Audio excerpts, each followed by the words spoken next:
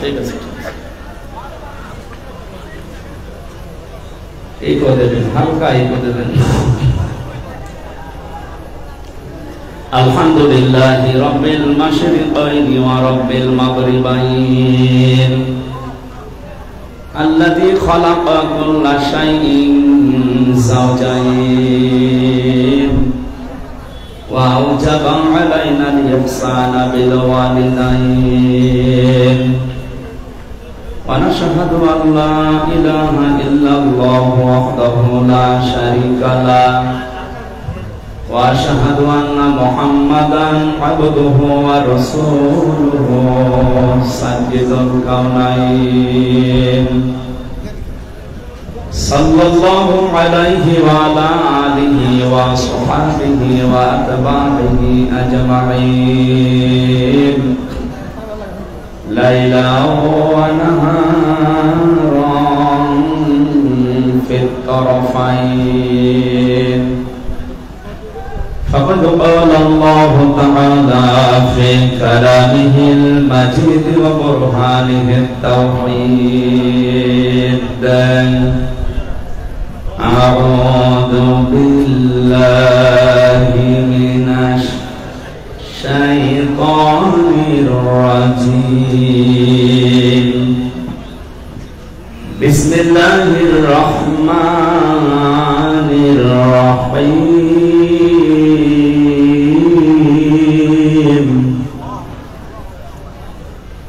لها سبعة أبواب لكل باب منهم جزء مقسوم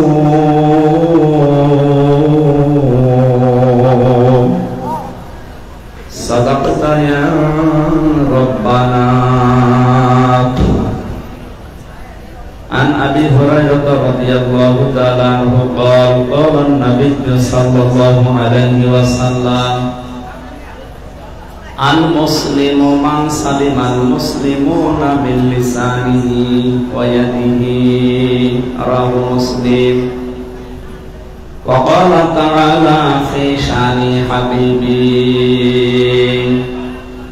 وما زادهم إلا إيمانا وتسليما. اللهم صل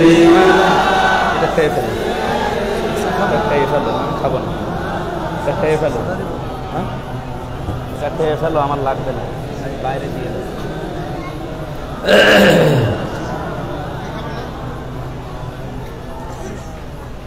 আমি যদি কখনো তায়েফে যাই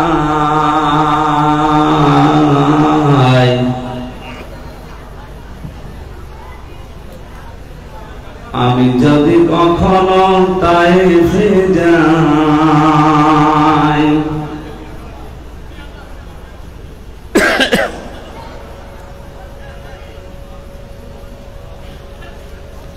আলহামদুলিল্লাহ বাংলাদেশের ঐতিহ্যবাহী জেলা চট্টগ্রাম সাতকানিয়া থানার অন্তর্গত চিতবাড়ি মহিলা আলিম মাদ্রাসা, চিতবাড়ি বাইতুল শরফ শাহ জাফারিয়া এতিমখানা ও হেফজখানা, আল হামেদি দারুল হুফাজ একাডেমি, বাইতুল শরফ আল হামেদি ইনস্টিটিউটের উদ্যোগে মরহুম আলহাজ সুলাইমান রহমতুল্লাহ আলাইহি 25তম বার্ষিক সভা মহাবিশ্বের মহাবিশ্বয় মহান রব্বুল ইজ্জত ওয়াল জালালের মুখের পবিত্র বাণী কোরআনে কারীম, পবিত্র কোরআনে কারীমের এই অনুষ্ঠানের সম্মানিত সভাপতি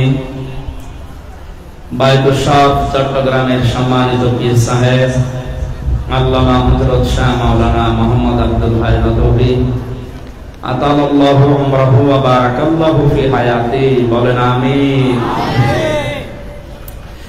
প্রধান অতিথি শাইখুল মাশায়েখ মাননীয় জাতীয় সংসদ সদস্য সাতকানিয়া লোহাগাড়া চট্টগ্রাম জনাব আলহাজ এম এ মোতালেব সিআইপি দামাত বারকাতুহুল আলিয়া। বিশেষ অতিথি MD Fulkoli group of industries লিমিটেডের জনাব আলহাজ মোহাম্মদ শাহ আলম। আমন্ত্রিত মেহমান যারা আছেন জনাব সেলিম উদ্দিন, জনাব মোহাম্মদ হারুনুর রশিদ। ওয়ারফা'না লাকা যিকরা, এদের সম্মান মর্যাদা আল্লাহ যেন দুনিয়া আখিরাতে আরো বাড়িয়ে দেন, তাদের ঈমান এবং আমল অনুযায়ী বলেন আমিন। এতক্ষণ পর্যন্ত যারা এখানে আলোচনা রেখেছে, উদীয়মান তরুণ বক্তা হাফেজ কারি মাওলানা জুবায়ের আহমেদ তাশরীফ ঢাকা, যার মাধ্যমে সেই কুষ্টিয়া থেকে পর্যন্ত কোরআনে কারিমের দাওয়াত নিয়ে এসেছি, বিশিষ্ট শিল্পপতি, সমাজসেবক, অত্র এলাকার কৃতি সন্তান জনাব আলহাজ এম এ শুকুর, আতালাল্লাহু আমরাহু ওয়া বারাকাল্লাহু ফি হায়াতি, বলেন আমিন। মঞ্চে বসা সম্মানিত ব্যক্তিবর্গ, সামনে বসা মুসলমান ভাইরা, পর্দার আড়ালের সম্মানিতা মা এবং বোনেরা, প্রশাসনের ভাইরা, প্রাণ প্রিয় চট্টগ্রামবাসী, দল মত নির্বিশেষে কোরআনের অনুষ্ঠানে যারা ইবাদত মনে করে এসেছি, খুশি হয়ে বলছি আলহামদুলিল্লাহ।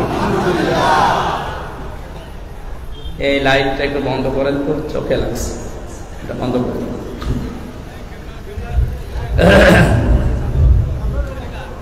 কোরআন নাযিল হওয়ার পর থেকে আজকের এই দিন পর্যন্ত, এখান থেকে কিয়ামত পর্যন্ত কোরআন যারা শুনেছে, শুনছে এবং শুনবে, এই শ্রোতা তিন ভাবে বিভক্ত। কোরআনের শ্রোতা কয় প্রকার বলেন তো? এই আওয়াজ কমে গেল কেন? কানে আওয়াজ লাগবে।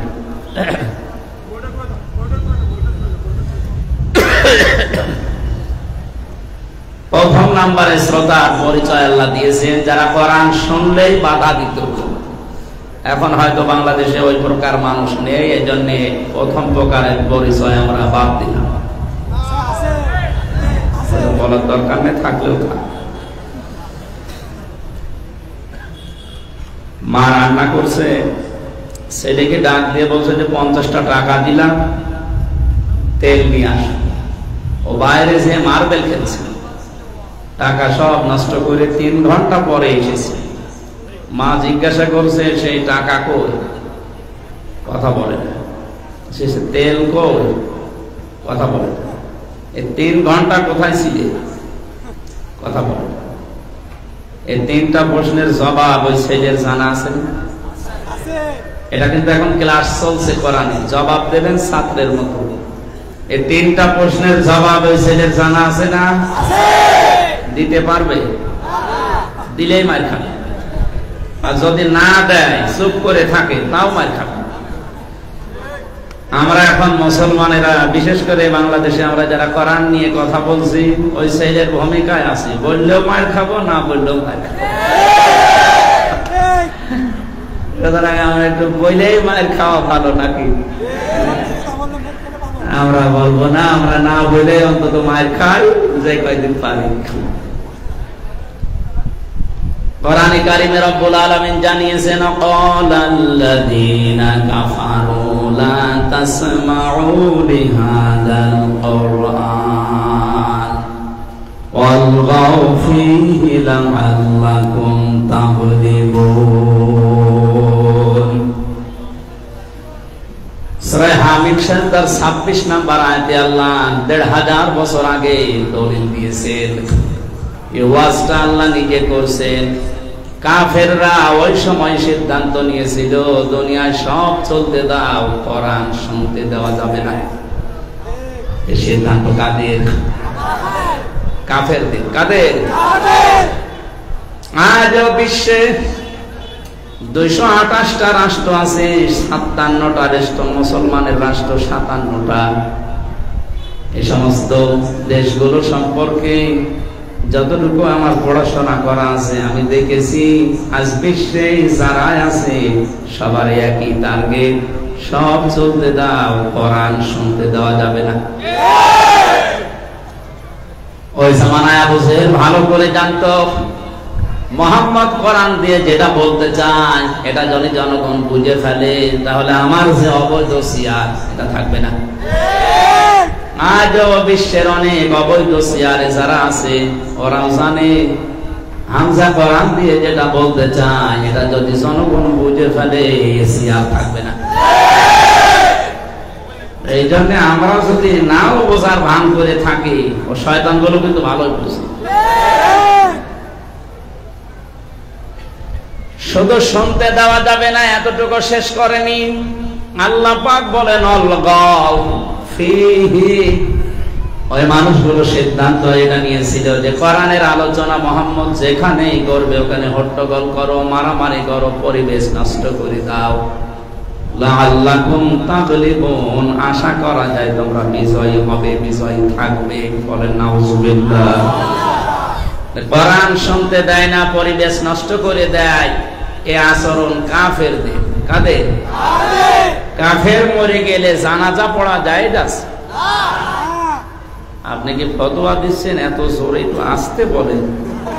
কাফের মরে গেলে জানাজা জায়েজ আছে? কেউ যদি জেনে শুনে কাফেরের জানাজা পড়ায় ওর কবিরা গুনাহ হবে। আর বাংলাদেশে কিন্তু আমরা দেখতে পাচ্ছি কোরআন যারা বাধা দিচ্ছেন সরাসরি কোরআনের এই আয়াত অনুযায়ী তারা কাফের। এরা মারা গেলে জানাজা দেওয়া, কবরে দেওয়া বেকার হবে। আপনি দিয়ে কি করবেন? কারণ ও এমনিতেও জাহান্নামে যাবে কাফেরদের মতো, অমনিতেও জাহান্নামে যাবে। ওরে আগুন দিয়ে পুড়িয়ে ফেলে, কবরের জায়গাটা বাঁচবে। জেলখানার ভেতরে 3টা বছর থাকলাম, পাশে ছিলেন মাওলানা মামুনুল হক। উনি মাঝে মাঝে বলতেন, হামজা যদি আল্লাহ বের করে তে তওবা করে গেলাম যে জীবনে কোনো কাফেরের জানাজা পড়াবো না। উনি কি বোঝাতে চেয়েছেন আপনি বুঝেছেন? এই জন্য আমরা যেন কোরআনে সূরা হামিম সিজদার 26 নম্বর আয়াতের বিরুদ্ধে চলে না যাই। আপনি মনে করছেন আমির হামজা তাশরীফ এমনকি আন্দরকিল্লা মসজিদের আওলাদে রাসূলকে দিয়ে জানাজা পড়ালে মনে হয় মাফ হয়ে যাবে। কিসের আওলাদে রাসূল, কিসের আমির হামজা? বিশ্বনবী জানাজা পড়ানোর জন্য যাচ্ছিলেন, আল্লাহ কোরআনের আয়াত নাযিল করে নিষেধ করেছেন। শুধু নিষেধ করে আল্লাহ শেষ করেননি, ওয়ালা তুসাল্লি আলা আহাদিম মিনহুম মাতা আবাদাও ওয়ালা তাকুম আলা কবরি ইলা আখিরি আয়াত। সূরা তাওবা 10 নম্বর পারা 19 নম্বর পৃষ্ঠা 9 নম্বর লাইনে 84 নম্বর আয়াতে এটা ফি জিলালিল কোরআনে পাবেন। আল্লাহ পাক বলেন, হে নবী শুধু এই লোকটা নাই, আব্দুল্লাহ বিন উবাই না, এর মতো যত মানুষ দুনিয়া থেকে বিদায় নেবে। এখানে হোম আছে বহু বছর। এটা আল্লাহ আব্দুল্লাহ বিন উবাইয়ের নাম জানতেন না? কথা বলেন না। তার নাম জানার পর আল্লাহ নামটা না দিয়ে হো দিলেন, হোম দিলেন কেন?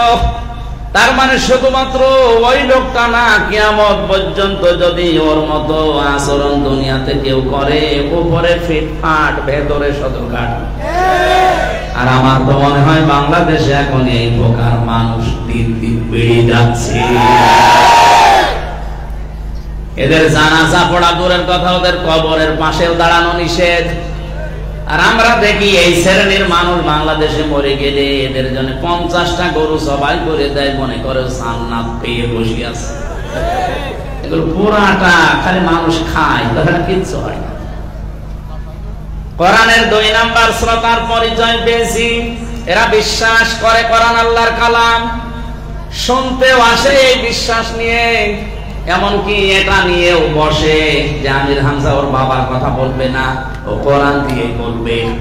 কিন্তু যখন শোনার পরে দেখে না এগুলো আমার প্র্যাকটিক্যাল লাইফের সাথে মেলে না, তখন আস্তে করে পেছন দিক থেকে কেটে পড়ে। সূরা নিসা 5 নাম্বার পারার 7 নাম্বার পৃষ্ঠার প্রথম নাম্বার লাইনের 61 নাম্বার আয়াতে আল্লাহ বলেছেন, ওয়া ইযা কিলা লাহুম তাআলাউ ইলা মা আনজালাল্লাহু ওয়া ইলার রাসূলি রাআইতাল মুনাফিকিনা ইয়াসুদ্দুনা আনকা সুদুদা। এটা তাফসীরে হাক্কানিতে পাবেন।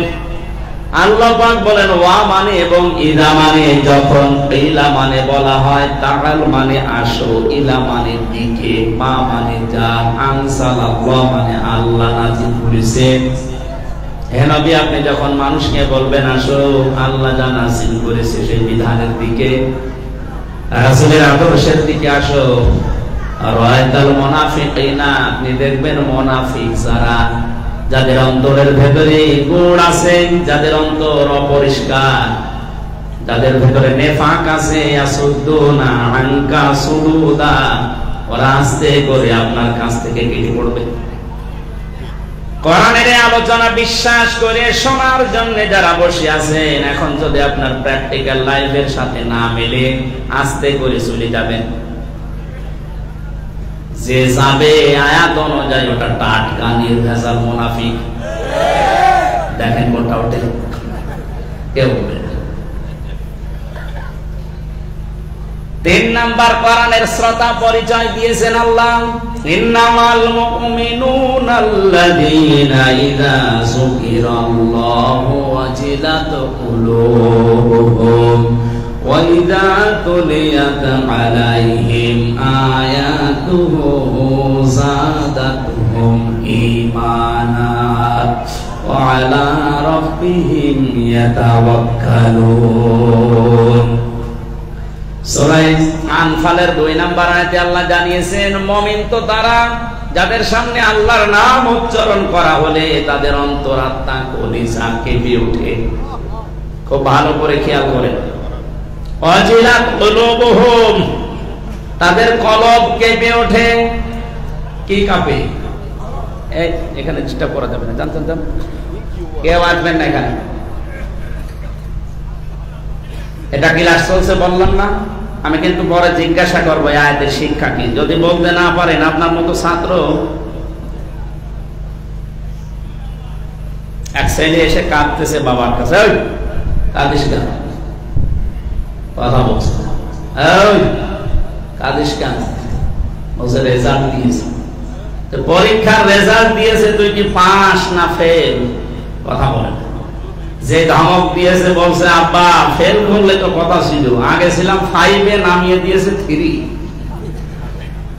এখন 5-এ উঠতে আমার 2 বছর লাগবে। এইরকম ছাত্র হয়ে বসার দরকার নেই। আমি যা বলছি প্রত্যেকটা কথা থেকে আমি শিক্ষা বের করবো, সামারাইজ করে জিজ্ঞাসা করবো আসলে আপনি ছাত্রের মতো শুনেছেন কিনা, নাকি আবার আমার 5 থেকে আবার 3 নামিয়ে দেওয়া লাগবে। ওয়াজিলাত কুলুবুহুম, তাদের কলব কাঁপে। এই শব্দটা নিয়ে বিশেষ করে বাংলাদেশ, ভারত আর পাকিস্তানে একটু ভেজাল আছে। এটা এখান থেকে যদি আজকে নিরসন করা যায়, আমার মনে হয় একটা বেদাত এই দেশ থেকে দূর হবে। তো খেয়াল করবেন এই জন্য। ওয়াজিলাত কুলুবুহুম, তাদের কলব কাঁপে। কি কাঁপে? আরো জোরে বলেন, কলব কি? এটা থাকে কোথায়?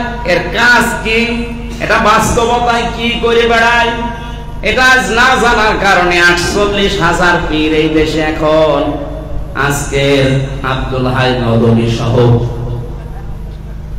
এই সমস্ত দরবার গুলোতে গেলে আগে আমাদেরকে বলে জিকির করবি, হোক হোক এটা দেন, বা বিভিন্ন জিকির দেন। বাম স্তনের 2 আঙ্গুল নিচে একটা গোস্তের টুকরা আছে, ওটার নাম কলব। যত জোরে ধাক্কা মারবেন ওটা পরিষ্কার হবে, এ কথা বলা হয় না? আমি সে জন্মের পর থেকে এটা শুনছি। এবার আসেন তো এটা আমি কোরআনের সাথে, হাদিসের সাথে আর বিজ্ঞানের সাথে মিলিয়ে দেখি আসলে কলব বলতে যেটা বোঝানো হয় এটা এখানে আছে কিনা। কোরআনে কারিমে সূরা আরাফ 9 নাম্বার পারা 13 নাম্বার পৃষ্ঠার 2 নাম্বার লাইনের 179 নাম্বার আয়াতের মাঝের অংশে এটা আছে লাহুম কুলুবুল লা ইয়াফকাহুনা বিহা। আল্লাহ পাক বলেন তাদের কলব আছে কিন্তু তাদের চিন্তা নেই, তারা বোঝে না। তাহলে এখান থেকে আমরা বুঝলাম আল্লাহর বাণী যে কলবের কাজ চিন্তা করা, কি করা। এ পর্যন্ত বুঝেছেন তো? কলবের কাজ কি? বলেন বলেন। এই আয়াতের পক্ষে হাদিস এসেছে তাফসীরে ফি জিলালিল কোরআনে। আল্লাহর নবী ১৫০০ বছর আগে আয়াতের তাফসীর করতে গিয়ে ভাবে তিনি দিয়েছেন আলা ইন্না ফিল জাসাদি মুদগাতুন। আমি আলেম যারা আছে তাদেরকে বলছি এবার শব্দের দিকে খেয়াল করেন। আলা নবীজি বলেন শোনো বা সাবধান, খেয়াল করো। ইন্না ফিল জাসাদি মুদগাতুন, প্রতিটি মানুষের শরীরের ভেতরে একটা গোশতের টুকরা আছে। আল্লাহর নবীর শরীর বলতে কি মাথা, বুক, পিঠ, এটা বুঝিয়েছেন না, এখানে শব্দ নেই। আলা ভালো করে জেনে রাখো বা সাবধান শোনো। ইন্না অবশ্যই, ফিল জাসাদি শরীরের মধ্যে, এ শরীর বলতে মাথা থেকে পা পর্যন্ত পুরাটাই। এই কথা বলেন। তাহলে এর ভেতরে এই গোশতের টুকরা আছে যার নাম মুদগা। বললেন ইন্না ফিল জাসাদি মুদগাতুন। এখন মুদগাটা কি? এ শরীরের ভেতরে যে মুদগা আছে, ইযা সলুহাত সলুহাল জাসাদু ওয়া ইযা ফাসাদাত ফাসাদাল জাসাদু। ওই টুকরা যদি ভালো হয়ে যায় পুরো মানুষটাই ভালো হয়ে যায়, আর ওইটা যদি খারাপ হয়ে যায় পুরো মানুষটা খারাপ হয়ে যায়। আল্লাহ আবার বলছি সাবধান শোনো। ওয়াহিয়াল কলব, ওই গোশতের টুকরার নাম হচ্ছে কলব। নাম কি? এবার আসেন তো হাদিসের বাস্তব ব্যাখ্যায় যাই। এতক্ষণ তো কোরআন বলেছি সূরা আরাফ থেকে, হাদিস বলেছি মুসলিম শরীফ থেকে। এবার বিজ্ঞানে নিয়ে জানে শব্দটা। বিজ্ঞান এখন প্রমাণ করছে মুদগা এটা আসলে কি। কোন জিনিস যদি মুদগা হতে হয়, আপনি এই শব্দটা লিখে কম্পিউটারের ভেতরে দেন, দেখেন 3টা শব্দ বেরিয়ে আসবে। মুদগা হওয়ার জন্য শর্ত হচ্ছে ওর ভেতরে রক্ত থাকা লাগবে, 2 নম্বরে চর্বি থাকা লাগবে, 3 নম্বরে রাবারের উপরে দাঁত দিয়ে কামড় দিলে যেভাবে দোড়া কাটা একটা ভাব হয়, ওই রকম দোড়া কাটা ভাব দেখা যাবে। আমি আবার আপনাদের মুরব্বী মানুষ যারা আছে তাদেরকে বলছি, মুরব্বী মানুষটা এমনি মরে যাবেন, আসেন আপনার মাথাটা একটু ফাটাই, একটু দেখি। মাথা ফাটিয়ে আপনি যে মগজ আছে ওইটা নিয়ে আসেন। আরে বাম স্তনের 2 আঙ্গুল নিচে যে গোশতের টুকরা বলা হচ্ছে এইটা বের করে নিয়ে আসেন। মুদগার সাথে বিজ্ঞান যে তথ্য দিয়েছে, নবীজি যেটা বললেন আবার মিলান। এই 2টা গোশত সামনাসামনি রেখে আপনি বলেন তো কোনটার ভেতরে 3টা শব্দ পাওয়া যাচ্ছে? হয়তো বুকের নিচে যে গোশতটা আছে এর ভেতরে রক্ত পাবেন, চর্বি পাবেন, কিন্তু দোড়া কাটা ভাব নেই। মগজের ভেতরে ৭০,০০০ তার দিয়ে আপনি মগজ খুললে আমি দেখাতে পারতাম ওর ভেতরে রক্ত আছে, চর্বি আছে, এবং এই দোড়া কাটা যে ভাব দেখা যায় এটা শুধু ভাব না। পুরা মাথার ভেতরে 6টা জিনিস আল্লাহ কমপ্লিট করে রেখেছেন। ৭০,০০০ তার দিয়ে পুরা শরীরের সাথে এটা কমপ্লিট করা। পায়ে কাঁটা বিঁধলে সঙ্গে সঙ্গে মাথায় খবর হয়ে যায়, ওই তার ওখান থেকে খবর পৌঁছিয়ে দিচ্ছে। কোরআনের সাথে বুঝলাম যে কলব আছে যাদের, এই কলবের কাজ হচ্ছে চিন্তা করা। কি করা? হাদিসের ভাষা ছিল নবীজি বলেন মানুষের শরীরের ভেতরে একটা গোশতের টুকরা আছে। এর শরীর বলতে মাথা হতে পারে, বুক হতে পারে, পেট হতে পারে। কথা বলেন না? নির্দিষ্ট করে তো নবীজি বলেন না যে এখানে বা এখানে। আপনাকে এখন গবেষণা করে বের করা লাগবে আসলে গোশতটা কোথায় আছে। তাহলে কোরআনের সাথে, হাদিসের সাথে আর বিজ্ঞানের সাথে আমরা যেটা মেলাতে পারলাম, এটা আসলে বাম স্তনের 2 আঙ্গুল নিচে এটা নেই। কারণ বুক দিয়ে মানুষ চিন্তা করে না, চিন্তা করে মাথা দিয়ে। আর আমরা আমরা জানি বুকের নিচে যে গোশত আছে এটা ভালো হলেই মানুষ ভালো হবে তা না। নবীজি জানিয়েছেন এটা ভালো হলে পুরো মানুষ ভালো হয়ে যায়, এটা খারাপ হলে মানুষটা নষ্ট হয়ে যায়। এই মাথার যে মগজ এটা যদি ভালো হয় এ মানুষ ঘুষ খাবে না, এটা যদি ভালো হয় দুর্নীতি করবে না, এটা যদি ভালো হয় জেনা করবে না। আজ বাংলাদেশে 48,000 পীরের দরবার থেকে যদি এইটা ভালো করার জন্য উদ্যোগ নেওয়া হতো, এদেশে যত পীরের মুরিদ আছে এরা ইসলাম কায়েমের জন্য যথেষ্ট। এখন এই কথা বললে হাজার হাজার দরবারের ব্যবসা তো এমনি বন্ধ হয়ে যাবে। অধিকাংশ মানুষ বুঝবে যে ও বেটা আমার এই জায়গায় ধাক্কা দেওয়ার জন্য বলছে, জিনিস তো ওখানে নেই, বুক ব্যথা হচ্ছে। এইটা যদি আমি পরিষ্কার করতে পারতাম, আর এটা পরিষ্কার করার জন্য কোরআন দরকার আর মরণের চিন্তা দরকার। এইটা পরিষ্কার হলে এই দেশ দুর্নীতি মুক্ত করা সহজ হতো। এতদিন পর্যন্ত যারা বিভিন্ন দরবারে গেলে এই যে পরিষ্কার করো হো হো করে, এ মানুষগুলো আমারে ভালোবাসবে, বলবে আমার ব্যবসা মাঠে মারা গেল ধর ওরে। বিশ্ববিদ্যালয়ে যখন ছিলাম ফার্স্ট ইয়ারে, ওই সময় সিনাইদাতে একবার নিয়ে গেছি আমারে এক পীরের দরবার। আমি জানতাম না, যে দেখি পীর সাহেবকে মুরিদরা সেজদা দিচ্ছে, মহিলারা পর্যন্ত। আমার বলছে হুজুর শিরিক আর বেদাতের উপরে কথা বলেন। শুরু করলাম ওই দরবারের নাম নিয়ে। পীর সাহেব বলছে ওরে নামা, আমার দরবার গেল না। আমি শুধু হাসির খোরাকি দেয়নি, এখান থেকে আপনার চিন্তার খোরাকি নেওয়া লাগবে। আজ যারা এইটা পরিষ্কার করাচ্ছেন, এটা পরিষ্কার করলে মানুষ ভালো হয় না, এইটা পরিষ্কার হলে মানুষ ভালো হয়। এটা আল্লাহর কথা যখন তাদের সামনে তুলে ধরা হয়, তাদের অন্তরাত্মা কেঁপে ওঠে, তাদের কলব কাঁপ ধরে।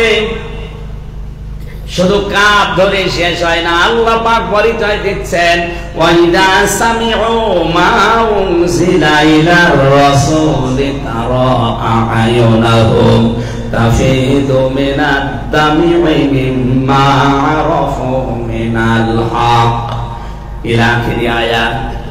সূরা মায়েদার ভেতরে আছে 83 নম্বর আয়াত।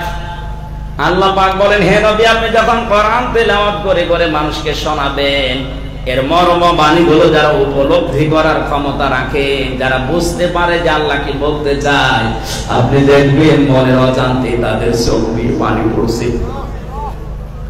কোরআনের আলোচনায় সবার চোখে পানি আসবে না, এটা বোঝার মতো উপলব্ধি করার মতো আপনার যোগ্যতা থাকা লাগবে। এটা যদি সত্যি বুঝে থাকে যে আল্লাহকে বলতে চায় আর আমার প্র্যাকটিক্যাল লাইফ চলে কোন কায়দায়, আপনার যদি বুঝ শক্তি আসে, অবশ্যই আপনি কাঁদতে বাধ্য হবেন। হযরত ওমরের মতো এত বড় কঠিন মানুষ যদি কোরআনের কারিমের আয়াত শোনার পরে, বোঝার পরে কাঁদতে পারে, আপনি কাঁদবেন এক আর দুই। আসলে আপনি তো বোঝেনই না, আপনি কাঁদবেন কি করে? যখন তাদের সামনে আল্লাহর আয়াত দিয়ে তেলাওয়াত করা হয়, শুধু কলব কেঁপে ওঠে তা না, ওদের ঈমান যা আছে আমার আল্লাহ ঈমান আরো বাড়িয়ে দেয়। এই জন্য কোরআনে কারীম আবু বকরের সামনে নবীজি পড়েছিলেন, আবু জেহেলের সামনেও পড়েছিলেন। আবু বকর কোরআন শোনার পরে তার ঈমান যা ছিল আরো বেড়ে গেছে, আর আবু জেহেল কোরআন শোনার পরে ওর ঈমান ছিল না, এজন্য ঈমান বাড়ে না, ওর শয়তানি বেড়ে গেছে। এখানে যদি আবু বকরের মতো মন নিয়ে আপনি বসেন, মাস্ট বি আপনার ঈমান বাড়বে, এই গ্যারান্টি কার? আরো জোরে বলেন। আর আবু জেহেলের মতো মন নিয়ে যদি বসেন, আমির হামজা না, নবীজি এসে ওয়াজ করলো, আপনার কোনো পরিবর্তন হবে না। শয়তান আল্লাহর বিরুদ্ধে অবস্থান নিয়েছে, শুধু সেজদা দেয়নি একটা, ভালো করে শুনেন। শয়তান আল্লাহর হুকুম মানে নাই কয়টা?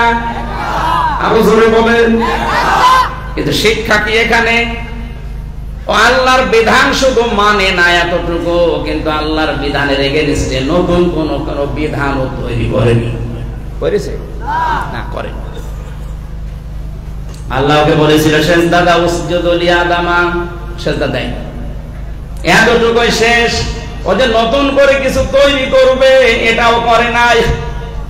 কিন্তু পৃথিবীতে আল্লাহর যে বান্দা আল্লাহর আইন মানে না এবং নিজে আইন তৈরি করে আল্লাহর বান্দাদের উপরে চাপিয়ে দেয়, এটা শয়তানের দাদা। জিন শয়তান আর মানুষ শয়তানের ভেতরে পার্থক্য আছে।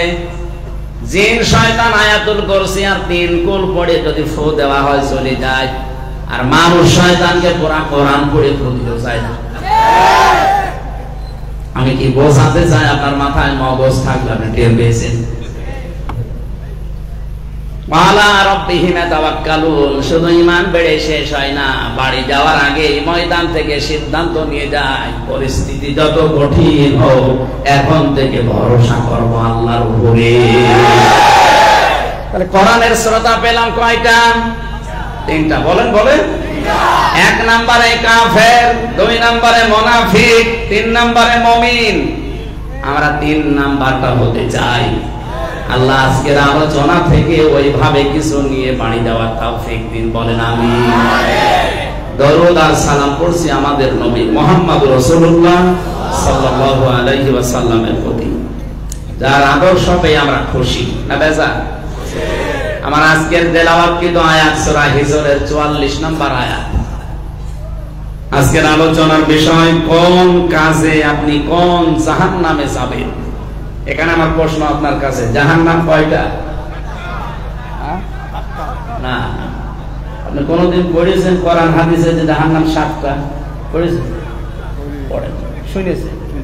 আমিও জন্মের পর থেকে শুনছি। কোরআনে কোন জায়গায় আমি পাইনি, হাদিসেও পাইনি যে জাহান্নাম 7টা, জান্নাত 8টা। না, জাহান্নাম একটা, জান্নাতও একটা, কিন্তু এর দরজা বা স্তর 7টা বা 8টা আমরা অনেকে বলি। অথচ কোরআনের ভেতরে জান্নাতের দরজা, জান্নাতের স্তর পেয়েছি আমি 100টার উপরে। জাহান্নামের 7টা দরজার কথা আমরা জানি, কয়টা? আজকে থেকে প্রশ্ন যদি আসে যে জাহান্নাম কয়টা? একটা। জাহান্নামের দরজা 7টা। এই যেটা মাদ্রাসা 1 থেকে আলেম পর্যন্ত, তার মানে 11 ক্লাস এখানে পড়ানো হয়, এর দরজা আছে 11টা। কয়টা? এটা একটা মাদ্রাসা নাম, দরজা কয়টা? যে যেই ক্লাসে পড়ে ওই দরজা দিয়ে সে প্রবেশ করে। কথা বলেন না? ক্লাস 5-এ যে পড়ে ও 10-এ যে ক্লাস করতে পারবে, কারণ ওই দরজা দিয়ে ঢুকতে হলে এখনো 5 বছর পড়া লাগবে। আল্লাহ পাকে আয়াত দিয়ে জানিয়েছেন, লিকুল্লি বাবিম মিনহুম জুজউম মাকসুম। পৃথিবীতে যে যে ধরনের অপরাধ করবে, কিয়ামতের দিন আল্লাহ তাকে জাহান্নামের ওই দরজা দিয়ে প্রবেশ করিয়ে শাস্তি দেবে। আজকে এখান থেকে কি নিয়ে যাব আমরা? যে আমি কোন অপরাধ করছি আর আমার অবস্থান কোন দরজার মুখে আমি দাঁড়িয়ে আছি। যেহেতু 7টা দরজার নাম আমরা বেশি জানি, এখন একটা একটা করে কোরআন আর হাদিস দিয়ে আমি মিলাবো আমি আসলে কোন দরজার সামনে দাঁড়িয়ে আছি। মারা গেলে আল্লাহ ওই দরজা দিয়ে আমারে ঢুকিয়ে দেবে। এখনো যেহেতু তাওবার দরজা বন্ধ হয়ে যায়নি, এখন আমার মরণ তো এখনই হচ্ছে না, সুতরাং এই মুহূর্ত থেকে আমি ওই দরজা থেকে চলে আসব। জান্নাতের যে 8টার কথা শুনি না, 100টার উপরে আছে স্তর। আমি যে কোনো দরজার সামনে অন্তত দাঁড়াবো। আজকের ওয়াজ মাহফিল, তাফসীর মাহফিল এই কারণেই দিয়েছে সূরা হিজর। হিজর মানে পাহাড়ের পাথর। কিসের পাথর? 44 নম্বর আয়াতটা পড়েছি। 99টা আয়াত আছে সূরায়, একটা মাত্র আয়াতে যত কথা আছে। আমার তো মনে হয় এই আয়াত দিয়ে যদি আমার হায়াত শেষ পর্যন্ত আমি কথা বলি, আমার হায়াত শেষ হয়ে যাবে। আয়াতের যত কথা আল্লাহ দিয়েছে শেষ করা সম্ভব না।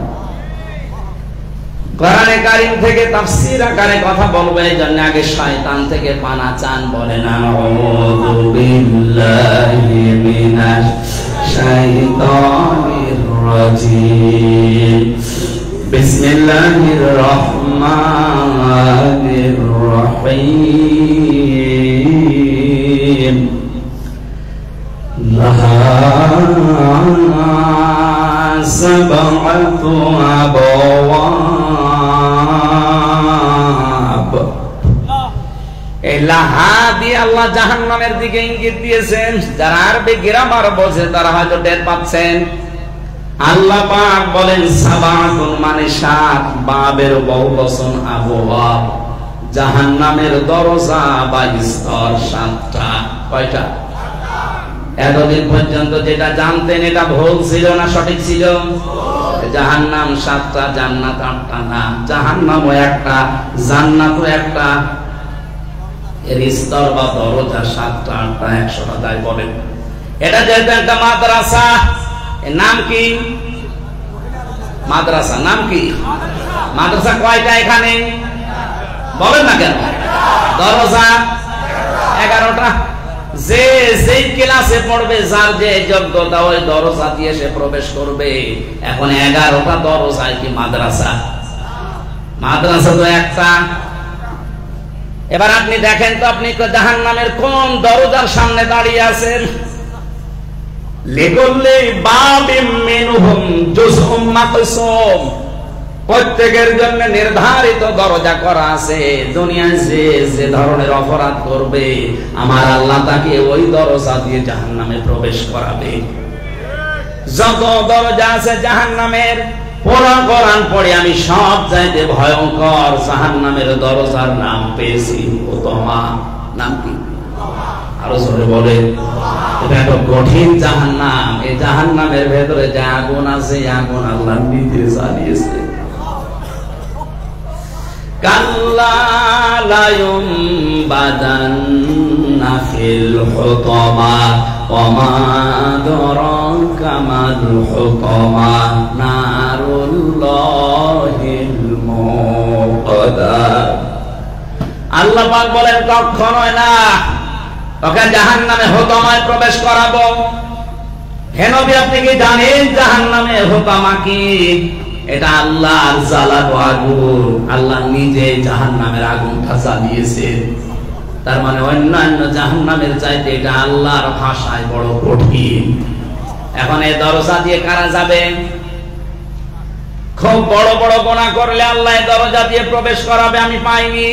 মানুষ হত্যা করা, জেনা করা, ডাকাতি করা, এত বড় বড় গুনাহ করলে এই দরজা দিয়ে আল্লাহ তারা জাহান্নামে প্রবেশ করাবে। আমি পাইনি। আমি প্রায় 42টার উপরে তাফসীরে আয়াতের সাথে মিলিয়েছি। বিশ্ববিদ্যালয়ে থাকাকালীন সব মুফাসসির দিয়েছেন মাত্র 3টা গুনাহ করলে আল্লাহ এই জাহান্নামের দরজা দিয়ে ঢোকাবে। চট্টগ্রামবাসী এবার দেখেন তো আপনার ভেতরে এটা আছে কিনা। কোরআনে কারীম জানাচ্ছে ওয়াইলুল লিকুল্লি হুমাযাতিল লুমাযা। আল্লাহ পাক বলেন ধ্বংস হয়ে যাক ওই মানুষগুলো যারা মানুষের সামনে পেছনে নিন্দা করে, যারা মানুষের গীবত করে, পরনিন্দা পরচর্চা করে, এর কথা ওর কাছে লাগায়, তালাতালি করে, বিনা কারণে নিরপরাধ মানুষের উপরে দোষ চাপিয়ে তাকে জাতির সামনে কালার করে দেয়। এই ধরনের অপরাধী আজ বাংলাদেশে নেই। আছে মানে বাংলাদেশে এটা এখন বেশি। এটা আমার জীবনে যেটা গেল আপনি টের পাচ্ছেন না। 3টা বছর আমি একটা ঘরে কাটিয়েছি। ফাঁসির কন্ডেম সেলের ভেতরে আমার রেখে দিয়েছি। অথচ কি অপরাধ করেছি, যে মামলা দিয়েছে ও সাথে আমি কিছু জানি না। কে নাকি কোন জায়গায় সংসদ ভাঙার জন্য একটা তরবারি নিয়ে গেছে। সে বলেছে আমি আমির হামজার ওয়াজ শুনে উদ্বুদ্ধ হয়েছে, এই জন্য সংসদ ভাঙতে এসেছি। আরে বেটা, তরবারি নিয়ে সংসদ ভাঙা যায়? বোম মারলে ওড়ে না। আর তরবারি নিয়ে গেছে সে সিরাজগঞ্জ থেকে। গাজীপুরের কাশিমপুর হাই সিকিউরিটি কারাগারে ওর সাথে আমার দেখা। একজন বলছে হুজুর এই যে আপনার সেই লোক, তুই আমার চিনিস? না। আমার নাম বললে কোনটায়? ওরা আমারে বলতে বলেছে, বলেছি এইরকম একটা মামলায় 3টা বছর কাটিয়ে আসে। যারা এটা সাজিয়েছে বলে, যারা এগুলোর পেছনে আছে, এই মানুষগুলো কি একটা কথা সত্য লিখতে পারবে? আমি তো গোপনে কোনো মানুষ না, আমি তো প্রকাশ্য। এদেশে পরিচিত যদি 50 জন থাকে, আমার মনে হয় তাদের ভেতরে আমার একজন মানুষ চিনি। আমার নামে যদি গোপন কোনো কিছু দিয়ে আপনি চালিয়ে দেন, শয়তানও তো বিশ্বাস করবে না। বিনা কারণে কারণে একটা নাম দিয়ে আপনি চালিয়ে দিলেন, আপনার কিন্তু চাওয়া লাগবে ওই দরজা দিয়ে, যে দরজার ভেতরে আল্লাহ নিজে আগুন চালিয়ে রেখেছেন। সামনে পেছনে যারা মানুষের গীবত করে, পরনিন্দা করে, বড় চর্চা করে, আন্দাজে একজনের প্রতি খারাপ ধারণা করে, এটা যে কত বড় মারাত্মক অপরাধ আমরা হয়তো অনেকে কিছু মনেই করি না। এ আর কি মানে ইমাম মালিক রাহমাতুল্লাহ আলাইহির জামানায় আমি তাফসিরে হাক্কানিতে এটা পড়েছি। এক মহিলা মারা যাওয়ার পরে পাশের বাড়ির এক মহিলা এসেছে তার লাশ ধৌত করার জন্য। লাশ ধৌত করতে করতে হঠাৎ তার হাত আটকে গেছে রানের উপরে, আর ছড়ে না। এলাকার ইমাম সাহেব ফতোয়া দিয়েছে, এক কাজ করেন, এ মহিলা তো মারাই গেছে, জীবিত মহিলা তো কিছু করা যাবে না, ওই মহিলার যে জায়গায় হাত আটকিয়েছে ওই চামড়া কেটে বাদ দিয়ে দেন। তো মরা মহিলার স্বামী আর সন্তান বলে, না এটা আমরা মানি না, আমার স্ত্রী খুব ভালো মানুষ আর সে মারা গেছে, এখন তার মরা মানুষের চামড়া কেটে বাদ দেবে না, এটা হতে দেব না। আর একটু বড় কাজী যিনি আছেন তিনি ফতোয়া দিচ্ছে, এটা যেহেতু কাটতে দেয় না, তাহলে জীবিত মহিলা যে আছে তার হাত কেটে বাদ দিয়ে দেন। এই মহিলার স্বামী আর সন্তান বলে, না আমার স্ত্রী ভালো, আমার মা ভালো, আমরা এসেছে উপকার করার জন্য, আর এখন আমাদের বিপদে ফেলবেন, কাটতে দেব না। মহিলার হাত তো আর ছড়ে না, কয়েক ঘন্টা পার হয়ে যাচ্ছে, এর পোশাক পায়খানা প্রয়োজন, এখন করবে কি? মদিনায় খবর দিয়েছে, প্রধান বিচারপতি ছিল ওই সময় ইমাম মালিক রাহমাতুল্লাহ আলাইহি, ঘোড়ায় করে তাকে নিয়ে আসলেন, বলেন বিচারটা তাড়াতাড়ি করেন, মহিলা বহু কষ্ট পাচ্ছে। এখানে আমি শুধু ঘটনা বলা না, এখানে একটা শিক্ষা বের করব, ভালো করে শুনবেন। ইমাম মালিক রাহমাতুল্লাহ আলাইহি মহিলাকে পর্দার ভেতর থেকে জিজ্ঞাসা করলেন, কি হয়েছে পুরাটা শোনাও। মেয়েটা কান্নাকাটি করে বলে, হুজুর আমার কোনো দোষ নেই, আমি কিছু করিও নাই, আমি ভালো মনে লাশ ধোয়াচ্ছিলাম, হঠাৎ আমার হাত আটকিয়ে গেছে। ইমাম মালিক বলে, না অবশ্যই এর ভেতরে কোনো গোপন কিছু আছে, সত্য কথা না বললে কিন্তু আমার বিচার জানা আছে, আমার কোরআন হাদিসের রাডার আছে আমার কাছে, আমি কিন্তু ধরে ফেলবো। ধমক দেওয়ার পরে মেয়েটা তাক দিয়ে বলছে, ইমাম আমি তো লাশ ভালোভাবে ধোয়াচ্ছিলাম, হঠাৎ করে এই মহিলার প্রতি একটা খারাপ ধারণা নিক্ষেপ করেছিলাম, একে একটা জেনার তহমত আমি মনে মনে দিয়েছি, কেউ জানে না, আমি যে মনে মনে তার প্রতি একটা খারাপ ধারণা দিয়েছিলাম, একটা জেনার তহমত দিয়েছি, এটা আমি ছাড়া আর আল্লাহ ছাড়া কেউ জানে না, কিন্তু হঠাৎ আমার হাত আটকিয়ে গেছে। ইমাম মালিক বললেন, হ্যাঁ আমারও এটাই মনে হচ্ছিল যে কিছু না কিছু গোপন আছে, কারণ কোরআনে কারীম ১৫০০ বছর আগে আমাকে জানিয়েছে, ওয়াইদা মামাইয়া কিসবে খাতিয়াতান আও ইসমান সুম্মা ইয়ারমি বিহি বারিয়ান ফাকাদ ইহতামালা বুহতানা ওয়া ইসমান মুবিনা। সূরা নিসা ৫ নম্বর পারার ১৫ নম্বর পৃষ্ঠা ১২ নম্বর লাইনের ১১২ নম্বর আয়াত, তাফসীরে হাক্কানি। আল্লাহ পাক বলেন, দুনিয়ায় বহু মানুষ আছে নিজে অন্যায় করে, আর অন্যায়টা যখন হয়ে যায় তখন একটা নিরপরাধ ভালো মানুষের উপরে দোষটা চাপিয়ে দিয়ে নিজে ভালো সাজে, ও যেন প্রকাশ্য পাপের বোঝা বহন করে নিয়ে বেড়াচ্ছে। তুমি যেটা একটা খারাপ ধারণা করেছিলে, জেনার একটা তহমত লাগিয়েছে ওই মহিলার উপরে, মান সালিমাল মুসলিমুনা মিন লিসানিহি ওয়া ইয়াদিহি, নবীজি বলেন ওইটাই তো মুসলমান, যার হাতের দ্বারা আর মুখের দ্বারা মুসলমানেরা নিরাপদে থাকে। এখানে হাত মানে শুধু এই হাত না, হাত মানে ক্ষমতার হাত, হাত মানে আইনের হাত, হাত মানে সম্পদের হাত, হাত মানে এনাদের মতো প্রভাব প্রতিপত্তির হাত। এখানে মুখ মানে শুধু এই মুখ না, ইশারার মুখ। অনেকে মুখ দিয়ে কথা বলে না, শুধু ইশারা দেয়, ওদিকে লাশ পড়ে যায়। এরকম আমাদের দেশে নেই? উনি নিজে কিছু করে না, শুধু ইশারা দেয়, ওদিকে লাশ পড়ে যাচ্ছে। এই যে হাতের দ্বারা মুখের দ্বারা যদি মানুষকে আপনি নিরাপদে না রাখেন, অশান্তিতে রাখেন, টেনশনে রাখেন, নবীর হাদিস অনুযায়ী আপনি এখনো মুসলমান হতে পারেননি। এই হাদিস পড়ে আমি বাস্তবে যা মিলিয়েছি, ৯৬% মুসলমান এই দেশে আমরা বলি, ৯ বাদ দিয়ে ৬ মুসলমান মিলছে না। ৯৬% মুসলমান যদি দেশে হয়ে যেত, ৫৩ বছর আগে ইসলাম দেশে রাষ্ট্রীয় ভাবে কায়েম হয়ে যেত।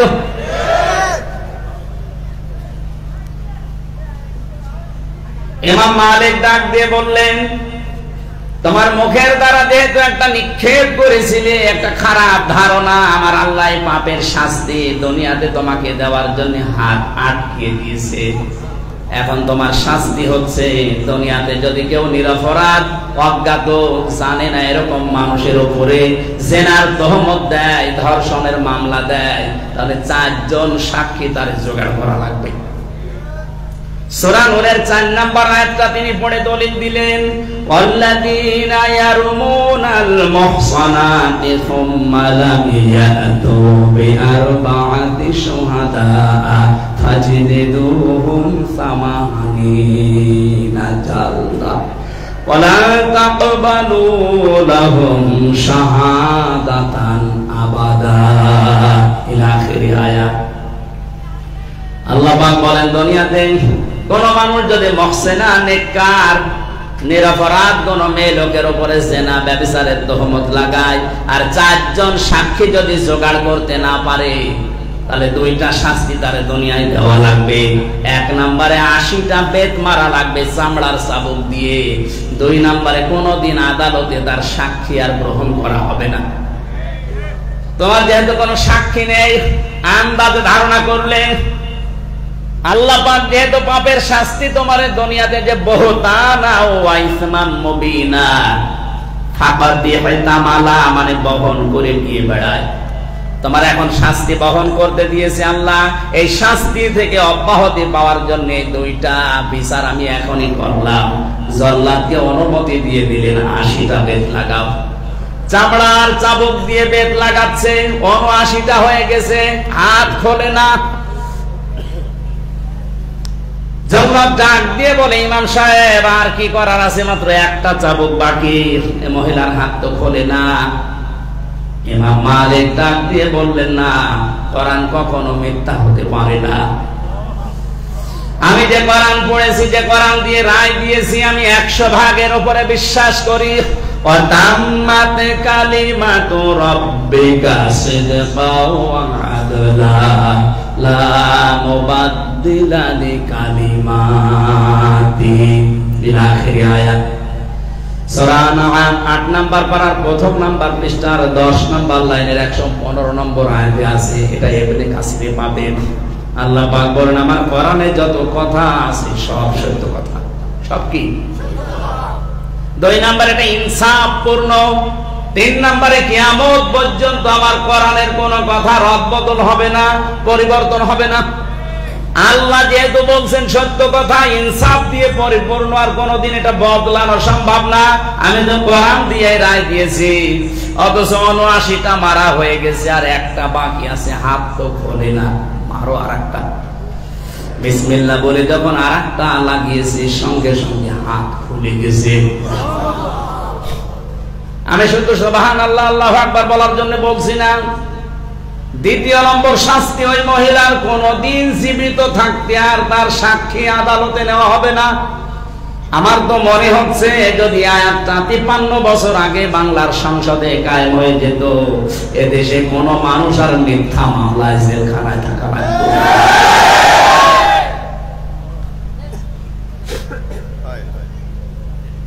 আপনি আন্দাজে একজনের উপরে কেস সাজিয়ে দিলেন, একটু ভয় করে না আপনার?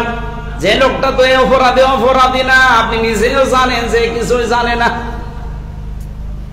ঘরে ঘুমিয়ে আছে, চোখ খুলে দেখছে জেলখানায়। কি গো, তুই গাছ কেটেছিস, তুই গাড়িতে আগুন লাগিয়েছিস, অথচ কিছুই জানে না, ঘরে ঘুমিয়েছিল, আবার জেলখানায় ঘুমিয়ে আছে মনের দুঃখ নিয়ে। হঠাৎ চোখ খুলে দেখছে বাড়িতে। কি গো, মাঝখান থেকে আল্লাহর ওলিরা 2 লাখ টাকা ওর বাড়ি থেকে নিয়ে গেছে। এটা মনে হয় ওই আমেরিকায় চলছে, এদেশে এখনো শুরু হয়নি। আপনার জন্য জাহান্নামে হুতামারে দরজা এখন ওপেন, এখনই থামেন। শুধু ওয়াজ শুনতে আসা না, এখান থেকে এটা নিয়ে যাওয়া লাগবে। আন্দাজে কারো উপরে আমরা দোষাদোষি করব না, তালাতালি করব না, এর দোষ ওর ঘাড়ে চাপিয়ে দেব না। যদি এটা দিয়ে থাকেন তাহলে দরজা কিন্তু খোলা, ওখান থেকে এখনো ফিরে আসার সময় আছে।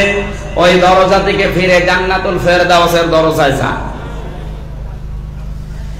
এটা হতার মানে যে জাহান্নামের দরজা, এটা যাওয়ার জন্য খুব বড় অপরাধের কথা বললাম, একেবারে ছোট আমরা কিছু মনেই করছি না।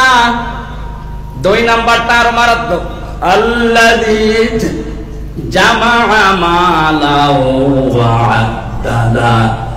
2 নাম্বার অপরাধ তাদের, তারা মাল সম্পদ জমা করে আর বারবার হিসাব করে, গণনা করে। ইয়াহসাবু আন্না মালাহু আখলাদা, মনে করে মাল আমার কাছে চিরস্থায়ী ভাবে থাকবে। বলেন নাউযুবিল্লাহ। দ্বিতীয় অপরাধটা এবার ব্যাখ্যা করি তো। যারা মাল জমা করে, কি জমা করে? মাল কি? হ্যাঁ, অনেকে মনে করে মাল মানে আমাদের সাবেক অর্থমন্ত্রী যেটা মারা গেছে, আবুল মাল। আর এই পাশেই তো কুমিল্লা, অনেকে মনে করছে না আর একটা সাবেক ছিল অর্থমন্ত্রী, কামাল। এই মালটা কি?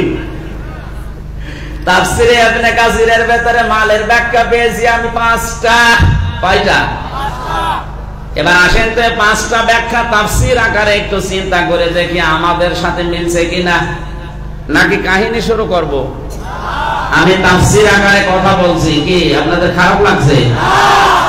আমার ওই সাপের কাহিনী, মাছের কাহিনী মুখস্থ আছে, তো ছাতা বলে করবো। আমি 2.5 ঘন্টা ধরে সাপের কাহিনী বললাম, আপনি শুনিয়ে গেলেন। বাড়ি যাওয়ার সময় জিজ্ঞাসা করবো, কিছু বলতে পারেন তো ওইটা বলে আমার লাভ আছে? আমি 1/2 ঘন্টা কথা বলি।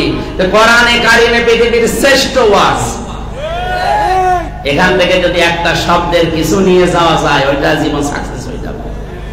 কোরআন শরীফ যদি কাউকে পরিবর্তন করতে না পারে, আপনি বিশ্বাস করতে পারেন তার কপালে আর হেদায়েত নেই। এমনকি কোরআন বাদ দিয়ে পৃথিবীর কোন জায়গায় যদি কেউ ভালো হওয়ার নিয়তেও যায়, আল্লাহ নিজে দায়িত্ব নিয়ে তাকে আরো খারাপ বানিয়ে দেয়। মানিত্তাবাআল হুদা বিগাইরিল কোরআন আদাল্লাহুল্লাহ। এখানে যারা গ্রামার বোঝে, আরবি জিজ্ঞাসা করেন, আদাল্লাহ শব্দটা বাবে ইফআল থেকে এসেছে। দল্লা ইয়াদিল্লু যদি হইতো তাহলে বাংলা অর্থ আসতো আপনি নিজেই নিজেকে গোমরা বানিয়ে ফেলেছেন। আদাল্লাহ বাবে ইফআল থেকে আসার কারণে বাংলা অর্থ দাঁড়িয়েছে আপনি হয়তো ভালো হওয়ার নিয়তে কোনো জায়গায় গিয়েছিলেন, কিন্তু কোরআনে কারীম সেখানে ছিল না, কোরআনের কর্মসূচি ছিল না। এই জন্য আল্লাহ নিজে দায়িত্ব নিয়ে আপনাকে আরো গোমরা বানিয়ে দেবে। এই চট্টগ্রামে যে সমস্ত দরবারে কোরআন চলে না, কোরআনের নিয়ম নীতি নেই, ওখানে কেউ ভালো হওয়ার নিয়তে গেলে আল্লাহ তাকে খারাপ বানাবে। মরহুম আল্লামা আব্দুল জব্বার রহমাতুল্লাহ আলাইহির কাছে গেলে উনি কোরআন তুলে দিত আগে। তার দরবারে কোরআনের কর্মসূচি ছিল, কোরআনের শিক্ষা ছিল, এজন্য মানুষকে আল্লাহ নিজে হেদায়েত দিত। আর এখন 48,000-এর উপরে দরবার, অধিকাংশ জায়গায় গেলে মানুষ আরো ভালো হওয়ার পরিবর্তে খারাপ হয়ে যাচ্ছে। কারণ অধিকাংশ দরবারে এখন কোরআন নেই, কোরআনের কর্মসূচি নেই। এই কথা বলে না কেন? আমাদের কুষ্টিয়ার লালনের মাজার, অনেকে মনে করে না আল্লাহর ওলি হয়ে আছে যায়, অথচ সারা বাংলাদেশ করি আপনি যেই কয় মন গাঁজা না পাবেন, ওখানে তার চাইতে বেশি গাঁজা পাওয়া যায়। পুলিশ পাহারা দিয়ে গাঁজা খায়, খা আমরা আসি। আগে হয়তো বিড়ি সিগারেট গাঁজা খেত না, ওই দরবারে যাওয়ার পরে এখন গাঁজা খায়। কি ভালো হয়েছে না খারাপ হয়েছে? কেন খারাপ হলো? কারণ ওখানে কোরআন নেই। নবীজি জানিয়েছেন কোরআন যেখানে নেই তুই ওখানে গেলি কেন? আল্লাহ তোরে আরো খারাপ বানাবে, তোরে গোমরা বানাবে, খারাপ বানাবে কে? এই জন্য আজকের এই ময়দানে শুধু আসা না, সিদ্ধান্ত নিয়ে বাড়ি যাওয়া লাগবে। কোরআন যেখানে নেই ওই দরবার যদি আমার বাবাও তৈরি করে ওখানে আমি আর নেই। যেই দলে কোরআন নেই ওই দল যদি আমার বাবাও প্রতিষ্ঠা করে ওই দলে আমি নেই। এটা তো শুধু সামিয়ানার নিচে না, মানে এই হাদিসটা মেনে নিলে বাংলাদেশে আর কিছু থাকে? এই জন্য তো বলছে সামিয়ানার নিচে হা করে হাত তুলছেন, এত আবেগে হাত তুলতে বলতে ঠ্যাং তুলে ফেলে, আর এখান থেকে যাওয়ার সময় যাচ্ছিলেন না। সুলাইমান নবী একবার ডাক দিয়ে বলেছিলেন জিনদেরকে একটা মসজিদ বানাও। ওরা মসজিদ বানানোর পরে দেখছে কোনো কাজ কাম নেই, আবার ভেঙে ফেলেছে মসজিদ। সুলাইমান নবী এসে বললেন কয় মসজিদ কয়? হুজুর বানিয়েছিলাম আবার ভেঙে ফেলিস, কারণ আপনি তো বলেননি যে মসজিদ বানানোর পরে কি করা লাগবে, দেখলাম কাজ কাম যখন নেই ভেঙে ফেলি। সুলাইমান নবী বললেন ঠিক আছে এবার মসজিদ বানাও, আর বানানো শেষ হয়ে গেলে আর একটা কাজ করো, একটা কুকুর নিয়ে সোজা করো। মসজিদ বানানোর পরে একটা কুকুর নিয়ে এসেছে, লেজ ধরে টানাটানি করে সোজা হয়ে যায়, যে ছেড়ে দেয় আবার কাছে যায়। এভাবে হবে না, তেল নিয়ে আয় মোবাইল নিয়ে আয়, তেল মোবাইল নিয়ে টানাটানি করে যে লম্বা হয়ে যায় আবার ছেড়ে দিয়ে জায়গায় যায়। এভাবে হবে না, বাঁশ নিয়ে আয়, বাঁশ দিয়ে বেঁধে রাখ টাইট করে। কয়েক ঘন্টা বেঁধে রেখেছে, মনে করছে হ্যাঁ শার্ট হয়ে গেছে, যেই ছেড়ে দেয় আবার যাচ্ছিল তাই। আমার তো মনে হচ্ছে হাদিসটা বলার পরে যেভাবে হাত তুললে আমাদের চরিত্র ঠিক ওই কুকুরের লেজের মতো। বলছে ঠিক, তারপরে ওয়াজ প্রেম করো। এখানে শুধু হাত তুলে হা বলা নাই, হাদিসটা মানবেন যারা, যেখানে কোরআন নেই ওখানে আমি নেই। ওখানে যদি আমি থাকি আমাকে খারাপ বানাবে কে? এই তো ওয়াজ হয়ে গেছে, আমি মোনাজাত করে দিই না।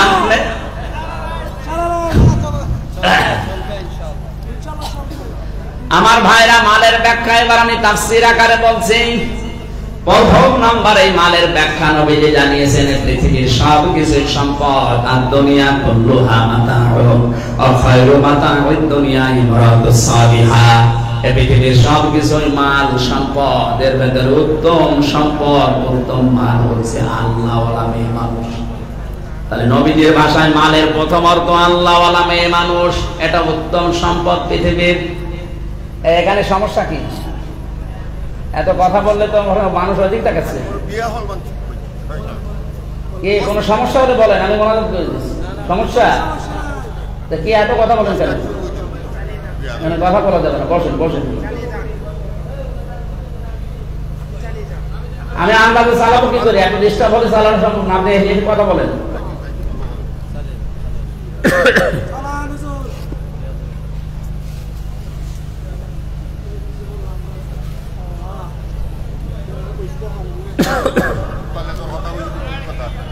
না আমি ডিস্টার্ব হলে আসলে কথা বলতে পারেন, এটা আমার বদ অভ্যাস মনে হয়। আমার ভাই আপনি একদিকে কথা বলবেন, আমি একদিকে, কি আন্দাজে কি বলে বোঝাবো কি? আপনি যদি না বোঝেন এই ঘন্টা পরে ঘন্টা বসে থাকার দরকার আছে? এতক্ষণ ঘুমালে আমার কাজ হবে। কথা বোঝা দরকার। 5 ঘন্টা ওয়াজ করার কোনো দরকার নেই। আপনি আধা ঘন্টায় শোনেন, কিন্তু ছাত্রের মতো শুনে যেন আপনি বাড়ি নিয়ে যেতে পারেন। আর যদি এই লোক দেখানোর জন্য দিয়ে থাকেন, ছাতা দেওয়ার দরকার নেই। না ব্যাখ্যা করতে গেলে সময় লেগে যাচ্ছে, আমি শুধু থিওরি গুলো বলে দিচ্ছি। আল্লাহওয়ালা মেয়ে মানুষের 4টা গুণ লাগবে। আমাদের বাড়িতে যারা আছে, যেহেতু ওনারাও শুনছে, সম্মানিত মা বোনেরা, শুধু নামাজ পড়লে রোজা করলে আর কালো বোরকা পড়লে আপনি জান্নাত পেয়ে যাবেন না। 4টা গুণ যদি আপনার ভেতরে না থাকে আপনি আল্লাহওয়ালা হতে পারেন না। আর আল্লাহওয়ালা না হতে পারলে নবীজির ভাষা অনুযায়ী শ্রেষ্ঠ সম্পদ আপনি না, আপনার জন্য জান্নাতেরও দরজা খোলা নেই। 1 নম্বরে স্বামী যখন বাড়িতে আসবে, আল্লাহওয়ালা মেয়ে মানুষের গুণ হচ্ছে পৃথিবীর সব কিছু বাদ দিয়ে স্বামীকে খুশি করার জন্য ব্যস্ত হয়ে পড়ব। 2 নম্বরে স্বামী যেটা পছন্দ করে যদি ওটা জায়েজ হয়, জীবন থাকতে ওটা মেনে নেবে। আমি সহ যত স্বামী এখানে বসে আছে, প্রত্যেকটা স্বামী চায় যে বিয়ের পরে আমার মা বাবা যেন আমার সাথে থাকে। এটা চাই না আমরা? বলেন বলেন। 100 জনের 98টা মহিলা এটা চায় না। তাহলে হাদিস অনুযায়ী ওটাকে আল্লাহ ওয়ালা হতে পেরেছে না। ভাই আমি শেষ করে দিলাম না, আমি এভাবে কথা বলতে পারবো না। আমি মুনাজাত করে দিলাম, আপনারা রাগ করেন আর যা করেন, আমি এভাবে কথা বলতে পারি না। আল্লাহুম্মা আমিন। বারবার বলছি না এখানে যা কেউ দাঁড়িয়ে থাকবে না, কথা বলবেন না।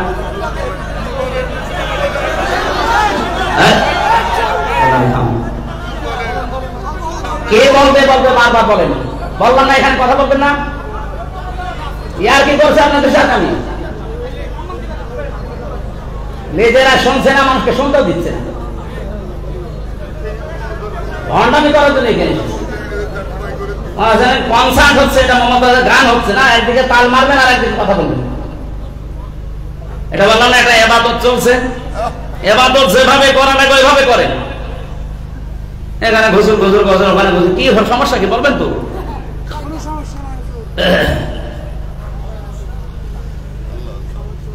কোনদিন এটা শোনেননি যে পরিয়াল কোরআন ফাস্তামিউ লাহু আনসিতু? কোরআন যেখানে আলোচনা হয় চুপ থাকা লাগায় আর শোনা লাগে, দুইটাই ফরজ।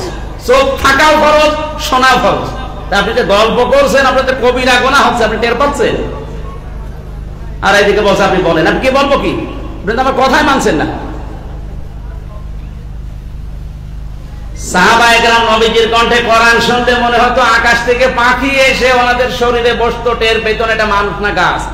আর গল্প করছে, বিবেক মানুষের একদম মরে গেছে। মালের ব্যাখ্যা 5টা বলছি, এবার আমি জিজ্ঞাসা করবো, যদি বলতে না পারেন আপনাকে ঘুষু ঘুষু পাঁচটা।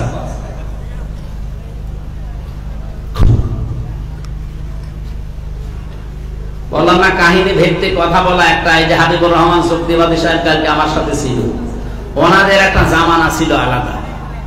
ওনারা এক কাহিনী বলতো, 2.5 ঘন্টা 3 ঘন্টা পার হয়ে যেত, মানুষ ওইভাবে শুনত। এখন আর কাহিনীর যোগ নেই, ওই কিচ্ছা কাহিনী গল্প এখন আর কেউ শোনেও না, শুনতেও চায়। কোরআনের পাখি দুনিয়া থেকে বিদায় নিয়ে চলে গেল। উনি এই সিস্টেমটা চালু করে গেছে সারা দুনিয়ায়। এখন আমি তো কয়েকটা রাষ্ট্রে ঘুরলাম, যেখানে যাই ওই কিচ্ছা কাহিনী গল্প মানুষরা শোনে না, বলো হুজুর তাফসীর আকারে কথা বলে। যারা কোরআন দিয়ে কথা বলে এরা সত্য কথা বলে। আর কোরআনের বাইরে যত কথা আছে, মাছের কাহিনী, সাপের কাহিনী, সব বানানো। আমরা এসেছি কোরআনের কথা শোনার জন্য, নাকি আমি কাহিনী শুরু করবো বলেন তো? বললাম না আগে যে আমার কাহিনীও মুখস্থ আছে, ও সাদা আমি বলেও দেখেছি, কোনো লাভ হয় না। এক কান দিয়ে শোনে আর এক কান দিয়ে মজা পায়, বের করে দেয়। আমি যেটা বলছি এটা চিন্তার খোরাকি দিচ্ছি, আপনি চিন্তা ভাবনা করে বাড়ি নিয়ে যাবেন। সুবহানাল্লাহ আলহামদুলিল্লাহ লা ইলাহা ইল্লাল্লাহ, সুবহানাল্লাহ আলহামদুলিল্লাহ।